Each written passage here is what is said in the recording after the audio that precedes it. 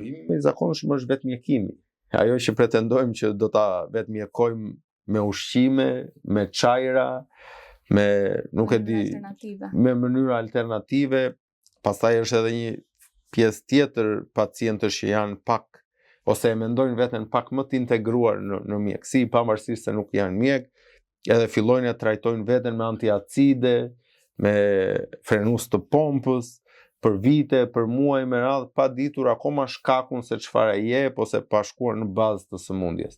Vetë trajtimi para se të shkosh te mjeku është shumë i gabuar, sidomos kur zgjat me muaj të tërë, sepse një herë, dy herë edhe mundet soda e bukës si përdorin njerëzit zakonisht, ose bikarbonati. Ka mënyra alternative që nuk janë dëmshme që mund të përdoren? Jo, nuk ka mënyra alternative që nuk janë të dëmshme nëse zgjasin. Do më thënë, jo vetëm në refluks, por në gjitha sëmundjet koha është shumë thelbësore. Nëse ti e ke provuar një herë, dy herë, edhe nuk ka funksionuar herën e tretë, mos e provo më vetë, po shko te mjeku.